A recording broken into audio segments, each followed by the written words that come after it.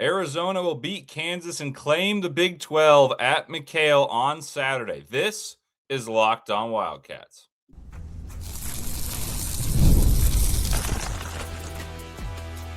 You are Locked On Wildcats, your daily podcast on the Arizona Wildcats. Part of the Locked On Podcast Network, your team every day. Hello and welcome into Locked On Wildcats, part of the Locked On Podcast Network, now the number one sports podcast network. I'm your host, Leif Thulin, your resident college basketball guru, stats nerd, point guard by game, and ball knower by trade. I'm excited, as always, to talk Arizona hoops with you today, and boy, is this going to be a fun one. Kansas coming to town, and Arizona can issue revenge. Have your cake and drink it too. Birthday cake flavor is back. No fork needed. Vanilla-y, cakey flavor, caffeinated kick, and no sugar. It's party time. Order now at 5hourenergy.com or on Amazon. Today's show is brought to you by 5 Hour Energy. Today on the show, I'll preview Arizona against Kansas, a collision of the best of the Big 12, and give you my keys to the game, my expectations for tempo, defensive matchups, and, of course, my winner. So let's dive right in. Darrin Peterson, of course, is going to be the storyline. Is Darrin Peterson going to play? Darrin Peterson didn't play last time. It shocked Arizona. How did it change things? Well, Darrin Peterson is amazing. He's a precocious scorer. But when he plays, the team plays slower. And to me, what that means is Arizona can play in the half court defensively like they did against Houston and really make big-time scores such as Kingston Flemings or A.J. DeBonsa that they've played struggle. Kingston went 6 of 17. 3 of his buckets were late in the game against what I would call prevent defense. Darrin Peterson scores more from the outside. Kingston's more of a driver, and Arizona packed it in. So I think you have to play a little differently. But I think the defense is the key in terms of you're going to pack the paint and say, okay, Darrin Peterson, you got to be so good you beat us, and no one else is going to beat us. I think the pace of play will be slower with Peterson. Kansas is about 200th in pace of play, and that they're even slower with Peterson. They're quicker without him. I think Arizona will not be taken by surprise by the pace. And if they play in a half court, that means they're not turning the ball over, which led to some of those easy baskets Kansas was able to get and build momentum. Another note is per Bruce Pascoe, Brayden Burries played through bronchitis. He had 24 points against Baylor, so you wouldn't know it of it. But his legs look so much better than when he was battling what looked like flu-like symptoms. So Brayden Burries, you hope for the best that his health continues to go up. The other note that everyone wants to know about is Koa Pete. I do not know if Koa Pete's going to play. If Koa Pete plays, I don't think it really changes Arizona's game plan. It just gives another body. And I don't think Koa Pete will be the featured player that we're used to Koa Pete being, but it gives another body, another way to score, and depth is very important. Kansas, an overview, 43rd on offense, 10th on defense. And in their big wins, they've been spectacular on defense. They've beaten Arizona, they've beaten Houston, Iowa State, and in those games, they've stifled the best of the best. They are prone to droughts, though. When they go on the road, they've lost to teams that you'd say, wait, that makes very little sense. They've lost to West Virginia, they've lost to UCF, and then they've lost to Iowa State in a return game. And if you're to really look at that, you kind of think, okay, like Kansas is really good. No doubt about it. But are they vulnerable to off nights? Yes. And at home, they don't have those very frequently.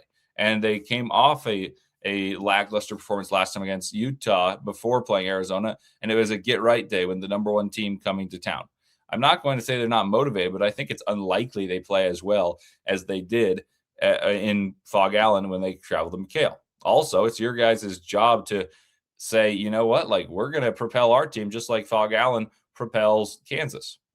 The other thing that stands out to me in terms of just laying out the overview of this matchup is I think a lot of players for Kansas, and I did a dive on the splits. Derek Johnson, if you guys watched the show yesterday, did a great job bringing this up with Jamari McDowell. He said he shot 16% from three, and he's a 40-something% shooter from three at home. So on the road, he's 30 percentage points worse. There are a couple guys on that team that are like that. I think that Trey White is a far, far more important player in Kansas, in the state of Kansas, in Fog Allen Fieldhouse, than he is on the road. Flory, Bidunga, and Darrin Peterson will show up. Those are the two. Council, White, Tiller, McDowell, those guys tend to regress on the road. And that is something I'm kind of banking on. You don't want to say like you expect it, but like statistics would bear that out. And I think the other part is, even if that doesn't happen, Arizona has figured out how to diversify how they play. Play through the doubles of the post, which Kansas introduced, where they said, okay, try to score a bunch from two. Mo Krivas and all these guys have to try to bulldoze their way and create good shots. With an injured Koa Pete in that game, a really poor performance from Bradley and Awaka. I think the last couple of minutes of this game where Kansas was able to pull away from Arizona. Arizona, mind you, only lost by 4. They didn't have a distribution of how to spray the ball out when there was double teams. Arizona shot 42% from 5 feet and in. Like, think about that. Arizona shoots 58% from 2, and they shot 42% from 5 feet and in that game. Bound to progress the mean. I think there's also a better minutes distribution and a management that's been created since that loss. It's created an urgency of like, okay, these guys are going to wear out with a shortened bench. Let's get some minutes for CD Gay. Let's get some time for Ivan Karchenkov at the 4. And I think that makes Kansas have less of a clear-cut game plan to employ. Arizona's diversity of how they score and the distribution of the ball has made it harder for teams to game plan and take away certain things. And I think the extra space has been particularly enormous, one, for Anthony Del Orso's confidence, as he shot very well. But most importantly, I think it's opened up space for guys like guys like Bradley and Burries. Bradley, I felt like had struggled in Big 12 play, especially as the team started to thin in depth. And now he's been fantastic. And he cannot play worse than he did against Kansas last time. I thought that was his worst game of the season. And he's been fantastic of late. And he's been distributing the ball by getting into the gaps and making prudent decisions, saying, okay, there's 2 on the ball. I got to find the open guy. Here's an alley-oop. Here's a kick out. Here's a 3 ball for Burries. And now Brayden Burries has his legs. Mind you, Arizona beat Houston with Brayden Burries with the flu. Only had 1 field goal, and it was a putback in transition. And, that's the guy who's the most talented offensive player. Burries, a hopefully more healthy Del Orso than he was in the previous game, will score the ball from the perimeter. Bradley can get in the paint. He hit 5 threes, by the way. He can get in the paint. I think Krivas played great for 25 minutes against Kansas and then wore out. And Awaka and Bradley are bound to progress and play better. Like, I'm confident. I think that Arizona will be dared to make threes by Kansas, and they've shot them well of late, and still will be able to pound the glass. And the biggest thing I'd say is it's vital to not turn the ball over against Kansas, as Kansas does their best work in a momentum. They're like a momentum team where if they start running, it's like a flood. And they did their best work last time in the paint, and they stayed even with Arizona in the paint because they got runouts. They're okay in the half court. They're nothing more than okay in the half court. I think the rest and the hype of this game leads to an outstanding and a concerted defensive effort from Arizona. I can see Arizona containing Kansas to the half court and winning the glass battle by more than they did, and it leads me to believe Arizona's got a great chance in this one. And that leads me to the keys of the game next on Locked On Wildcats.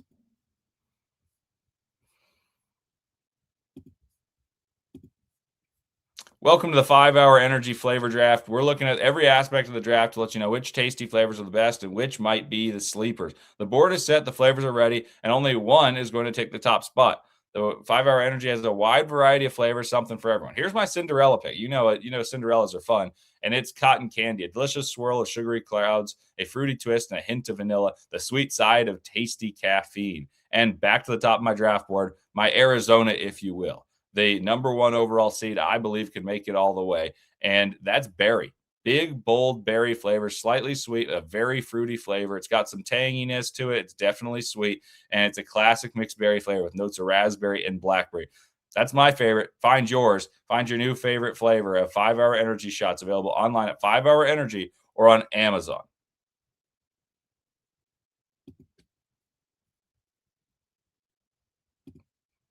I also want to tell you about Game Time because I love Game Time. It allows you to go to big-time games, and the biggest stretch of basketball is here. You guys know that. March Madness is just around the corner. Buzzer beaters, bracket busters, and all those unforgettable moments that everyone's talking about the next day. Being there live for something like that, that's bucket list stuff. The hard part is actually getting tickets. Long queues, prices jumping around, and surprise fees at checkout. Game Time app gives the fans the advantage with constant innovation. It's how you unlock amazing tickets and experiences in just a few taps. It's incredibly simple to use. The Game Time guarantee means 100% legitimate tickets delivered on time at the best price. And here's the best part. Fees are included in the price you see. So what you see is what you pay, period.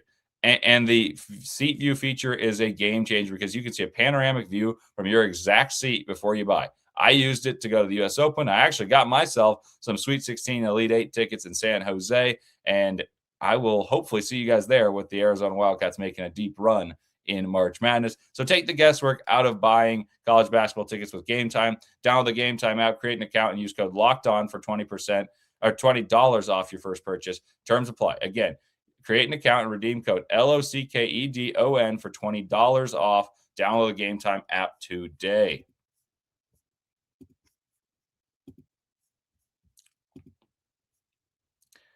Thank you for making Locked On Wildcats your first listen today, and thank you for making Locked On the #1 sports podcast network. You already love your team. You live your team every day. Now take it up a level and go ad-free. Join the Everydayer Club and get Locked On Wildcats with no interruptions, members-only Discord access, and more, all for just $5 a month or $50 a year. Go to lockedonwildcats.supercast.com to check the link in the show notes to learn more. All righty, welcome back to Locked On Wildcats. Here are my keys to the game for Arizona, avenging their loss at Kansas and taking control of the Big 12. The first one is clear. Win the turnover battle and win points off of turnovers. This is a battle of great defenses. So if the game's played in the half court, I think Arizona's team is better than Kansas's. What happened in Kansas is Arizona in the turnover battle let Kansas get out and run. They got easy baskets with Arizona's defense not set, and they got kind of semi-transition with half the defense set. Stay engaged, keep the ball, take care of it. They only had 5 turnovers against Houston. Houston forces point guards all the time to have 5 turnovers. Kansas is going to know that and try to be aggressive and force issues. Jaden Bradley, Brayden Burries, take care of the ball and work the ball around, find a way to manufacture points. And this is kind of a symbiotic relationship. I think if you win the points in the paint and the rebounds battle by more than last time, where they were basically net neutral in both, in a loss, while complementing the team, while knocking down a balance of threes, Arizona should win. So the key would be win the points in the paint and win the rebounds battle. And of course, you're like, okay, yeah, that usually tends to win. But like the recipe is really simple. Arizona does just about every game. They've only lost the rebounds battle once this season. That was against Houston. That's because Houston shot so many threes because they couldn't get into the paint. They got long rebounds. And it was also because Arizona was missing important players. And Arizona was only -2. And if you really think about it, points in the paint, Arizona was able to, tie with Kansas and Texas Tech and be +2 in the other one. And if the rebounds, they're narrowly ahead. So, I think Arizona, it's very feasible that they win by 6 or 7 in both those categories, maybe more in points in the paint. And the other thing that opens up the paint is the complementary three-point shooting, which Arizona has established by shooting more than they have recently. I'm not saying they need to fall in love with 3 because you're probably not going to go 9-21 again like they did against Baylor. But what I will tell you is the threat of it opens up the driving lanes for guys like Jaden Bradley, guys like Brayden Burries. There's far more space. My next key, you guys know I'm a big believer in this philosophy, and it's take away the other guys. What I mean is precocious talents are going to get theirs. So make it hard for them. A.J. DeBonce is the best example. Against Arizona, A.J. DeBonce has really struggled. He went 6 of 24 in the first game. In the second game, he was more efficient, had 35 points, but he had to shoot a ton to do so. And everyone else, including Rob Wright, really struggled to score the ball. So in this case, make Darrin Peterson earn his. Take away Trey White. Take away Bryson Tiller, who was fantastic in the previous game. Take away Jamari McDowell. Melvin Council really struggled to score last time, so Arizona lived up to it. They said, okay, we're going to take away your guy. He ended up with a lot of points, but they're all free throws at the end of the game. So take away the Petersons and the Councils and make them earn theirs and take away the White, Tiller, and McDowells. Make them, those other guys, combine for fewer than 25 points and fewer than 4 threes. And that's a great recipe for Arizona to win.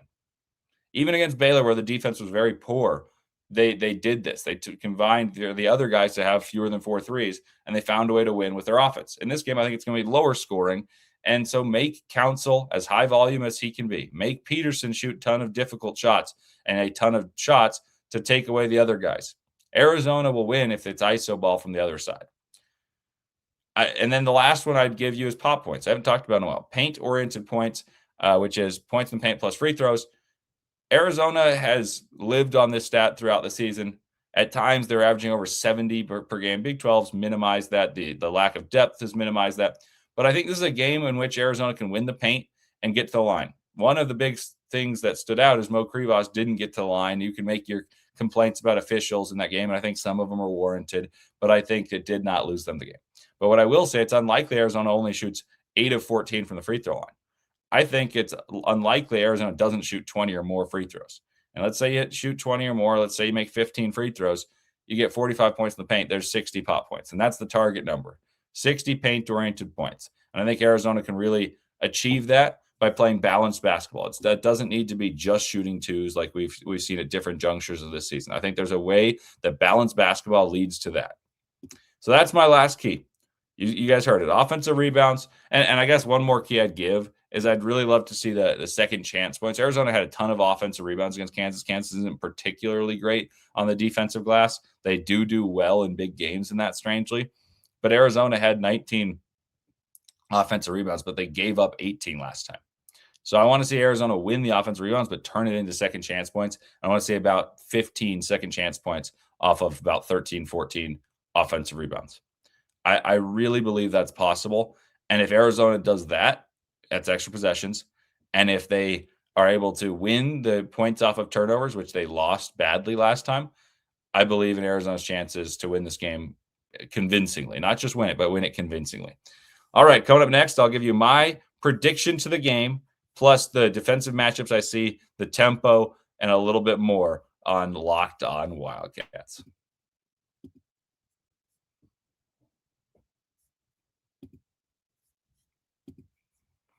Coast Pay is giving Locked On College listeners up to $2,000 credit for your business when you get started today. If you manage a crew, construction, HVAC, landscaping, or any operation with trucks on the road, you already know how messy gas, materials, and spending can get. Cards get shared, receipts disappear, and month end turns into a headache. Coast Pay fixes all of that. Coast Pay is the modern fuel card and expense management tool built specifically for fleets. Fuel maintenance, materials, all on one card with real control and instant visibility. Every transaction shows up the moment it happens, no surprises. If someone fuels up at an odd time or tries to buy something outside their limit, you'll know instantly. Real-time alerts, so you'll always know who's spending, what, and where. Automatic receipt capture that makes month end so simple. Right now, CoastPay is offering our listeners up to $2,000 credit when you get started at coastpay.com/lockedoncollege. Go to coastpay.com/lockedoncollege to see how you can earn up to $2,000 credit. Terms apply. The Coast Visa commercial credit card is issued by Celtic Bank. All card accounts are subject to credit approval.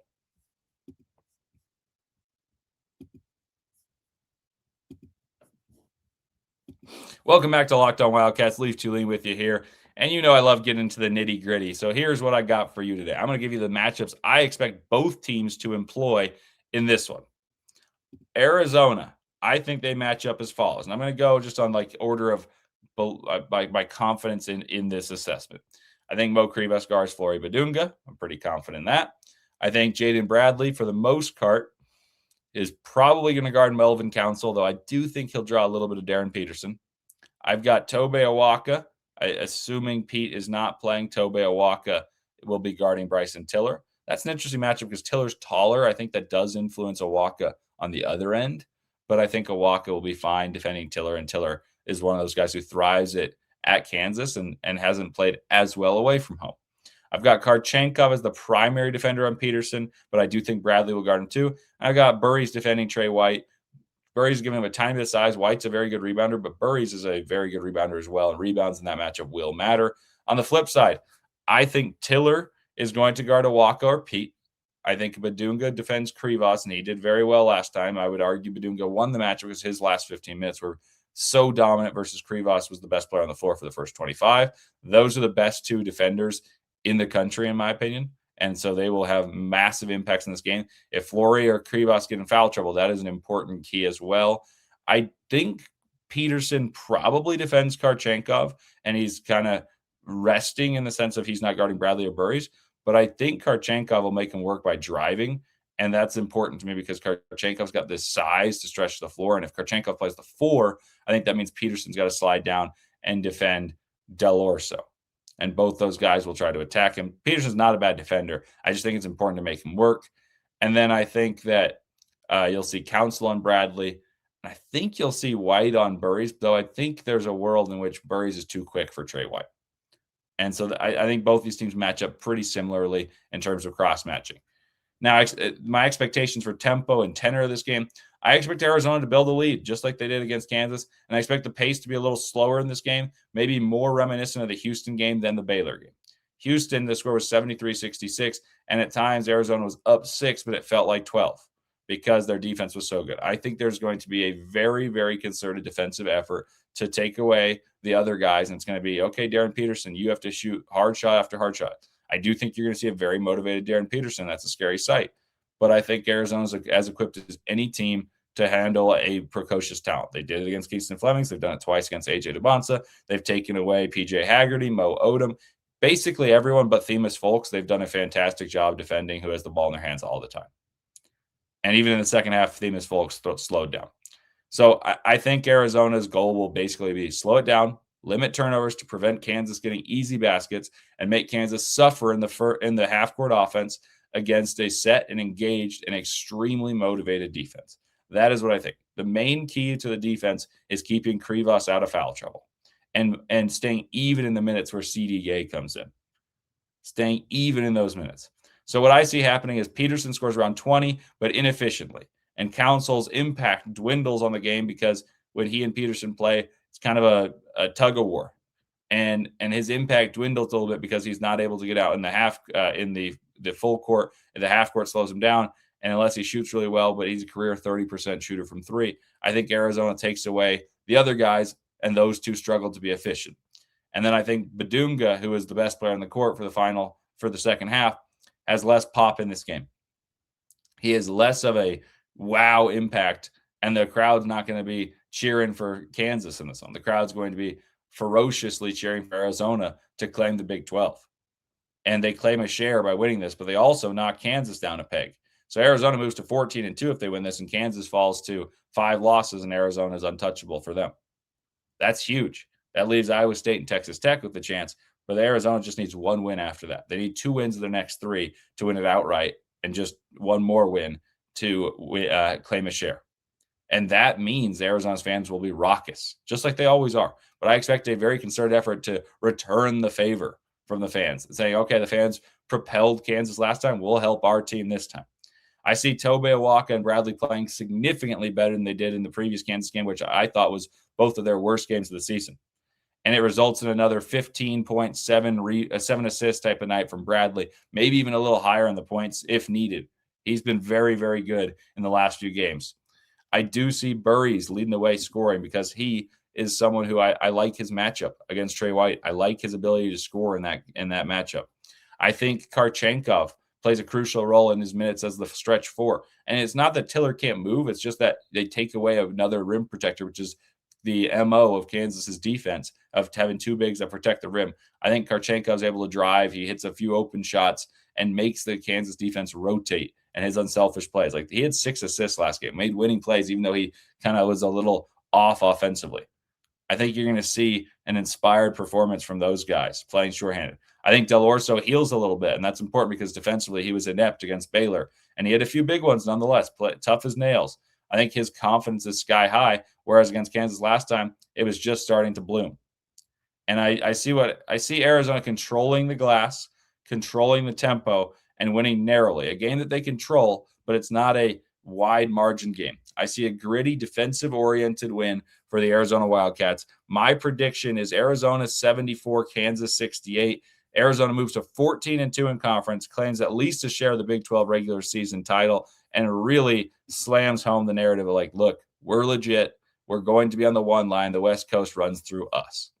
That's what I see happening. Thank you guys for tuning into Locked On Wildcats. Join me for a postcast of this one.